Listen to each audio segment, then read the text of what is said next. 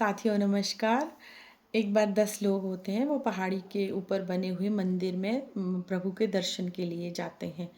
तो जब वो वापस लौट रहे होते हैं दर्शन करके, तो बहुत तेज़ बारिश होती है और जो नदी होती है उनके रास्ते में, तो उस नदी में बहुत तेज़ पानी आ जाता है। तो वो थोड़ी देर वेट करते हैं, पर वो पानी का जो बहाव था वो कम नहीं होता। तो वो डिसाइड करते हैं कि अब हमें अपने घर की तरफ चलना चाहिए, क्योंकि घर पे लोग जो हैं हमारे घर वाले, वो हमारा इंतज़ार कर रहे होंगे और परेशान हो रहे होंगे।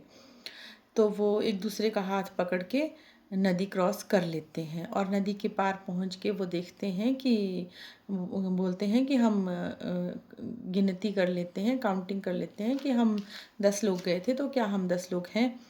तो जब वो गिनती करने लगते हैं, तो जो भी गिनती कर रहा होता है एक व्यक्ति, वो अपनी खुद को उसमें नहीं गिनता और बाकी 9 को गिनता है। तो वो 1 2 3 4 करके 9 तक गिनता है, फिर बोलता है कि एक बंदा हम में से गायब हो गया है। तो दूसरा बोलता है मैं करता हूँ गिनती। तो वो दूसरा करने लगता है, तो वो भी खुद को भूल जाता है और 9 तक ही गिनती कर पाता है। तो वहाँ से एक महात्मा जा रहे होते हैं, तो वो देखते हैं कि ये लोग परेशान हैं। तो वो बोलते हैं कि क्या हुआ, तुम लोग क्या कर रहे हो। तो वो बोलते हैं कि हम 10 लोग गए थे ऊपर और अब हम 9 ही लोग बचे हैं। तो हम में से एक जो है वो पानी में नदी में बह गया है। तो वो रोने लग जाते हैं, परेशान होने लग जाते हैं। तो वो महात्मा बोलते हैं कि रुको मैं गिनता हूँ। तो महात्मा गिनते हैं, तो वो 10 लोग ही होते हैं। तो महात्मा बोलते हैं उनको कि तुम लोग तो 10 ही हो, तुम पूरे हो, तुम में से कोई भी नहीं बहा है पानी में। तो वो फिर से काउंटिंग करते हैं और वो बोलते हैं कि नहीं, हम 9 ही हैं। और ये महात्मा आप हम तो 9 ही हैं देखो।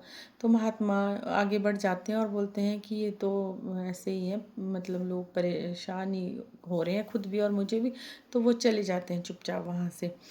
तो जब उनमें से एक पानी में नदी में देखता है, तो पानी में जब झांकता है तो उसको अपनी परछाई दिखती है। तो वो बोलता है, बाकियों को बुलाता है और बोलता है कि देखो देखो, यहाँ डेड बॉडी है और मतलब लाश पड़ी हुई है। तो हमें इसका अंतिम संस्कार करना पड़ेगा और इसको पानी से निकालना पड़ेगा, क्योंकि वो बहुत पुराने टाइम की बात है। तो उस टाइम उन्होंने अपने आप को कभी शीशे में नहीं देखा होता, तो उनको पता नहीं होता कि हम कैसे दिखते हैं।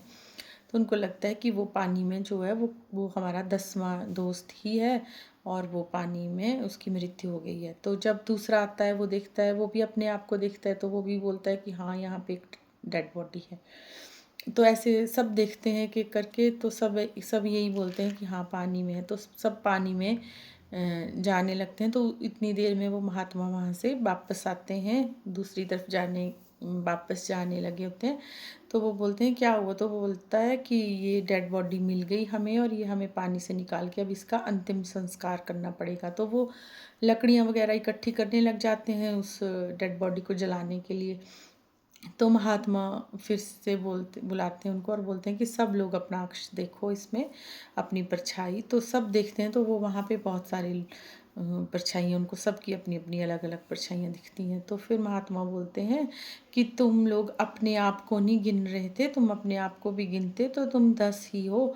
और ये चीज़ तुम मतलब क्या कर रहे थे, ये तो तुम अपने आप को गिनना भूल गए थे। तो जब महात्मा उनके सामने पूरा गिनते हैं और बताते हैं कि तुम अपने आप को भूल गए थे, इसलिए तुम 9 ही गिन रहे थे।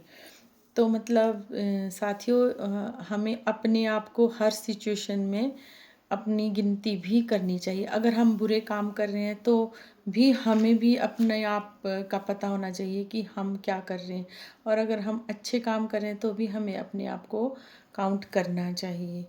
तो अच्छे बुरे कामों के लिए खुद को भी ज़िम्मेदार समझना चाहिए, सब में काउंट करना चाहिए। यानी कि आप दूसरों को बुरा बोल दो, और सब में बुराइयां होती हैं, सब में अच्छाइयाँ होती हैं।